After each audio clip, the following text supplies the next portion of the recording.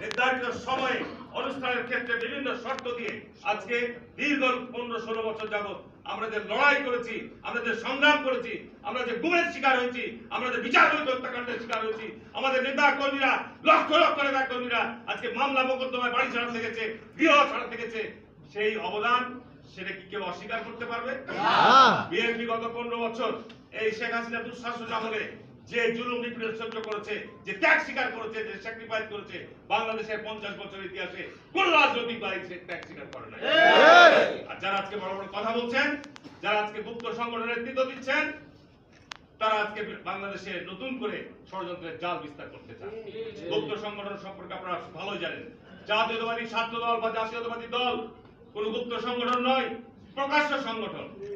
আমরা আওয়ামী লীগের সাথে আপোষ করি নাই, আমরা আওয়ামী লীগের সাথে গুপ্তভাবে তাদের সাথে মিলেমিশে কাজ করি নাই। আমরা লড়াই করেছি, সংগ্রাম করেছি দেশের স্বার্থে, দেশের গণতন্ত্রের জন্য, দেশের মানুষের অধিকার প্রতিষ্ঠার জন্য। কিন্তু যারা গুপ্তভাবে তাদের সাথে বিভিন্ন সুযোগ সুবিধা গ্রহণ করেছেন, তারা আজকে আমাদেরকে বিভিন্ন নসিহত দেন। বাংলাদেশকে কোনো অবস্থাতেই, বাংলাদেশ একটি জাতীয়তাবাদী দল, একটি মধ্যপন্থার দল, জিয়াউর রহমান বাংলাদেশের ধর্মীয় মূল্যবোধকে, বাংলাদেশের সংবিধানে আল্লাহর প্রতি অবিচল আস্থা এবং বিশ্বাস উনি যে সংবিধানে দিয়ে গেছিলেন, সেগুলো আবার সংবিধানে আমরা পুনর্বিষ্ট করব ইনশাআল্লাহ। বাংলাদেশ 70-90% মানুষ মুসলমান, সুতরাং এখানে কোন অবস্থাতেই বাংলাদেশে ধর্মীয় মূল্যবোধকে কেউ ক্ষতিগ্রস্ত করবে, বাধাগ্রস্ত করবে, এইদিকে জাতীয়তাবাদী শক্তি কোনোদিন গ্রহণ করবে না, কোনোদিন মেনে নেবে না। আজকে বেগম খালেদা জিয়ার এই 81তম জন্মদিনে এটি আমাদের প্রতিজ্ঞা করতে হবে, এটি আমাদের শপথ নিতে হবে,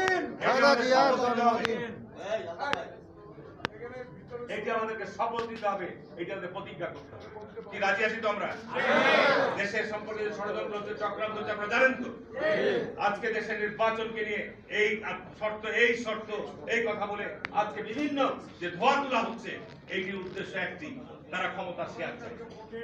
আমি স্পষ্টভাবে বলছি, এখানে মিডিয়া লোকেরা আছেন, এখানে স্পষ্টভাবে বলছি, সরকারের আশীর্বাদ পুষ্ট যে এনসিপি দলটি গঠন করা হয়েছে, আমি 40-45 বছর থেকে, ফারুক ভাই 40-45 বছর থেকে জাতীয়তাবাদী দলের জন্মলগ্ন থেকে দল করছেন।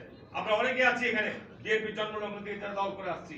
আমি বিএনপি যখন এমপি ছিলাম, বিএনপির এমপি থাকার পরে এখনো আমরা বিরোধী দলের, আমরা সাবেক এমপি হিসাবে আমরা ইচ্ছা করে যে কোনো জেলা সফরে গিয়ে আপনার সরকারি রেস্ট হাউস গুলো, সরকারি আপনার ডাক বাংলো, আপনার ডাক বাংলো গুলো আমরা ব্যবহার করতে পারি।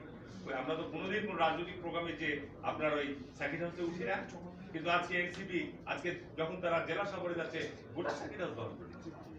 তাদের প্রোগ্রামে তাদেরকে দেখা যাচ্ছে আর্মি, পুলিশ, র্যাব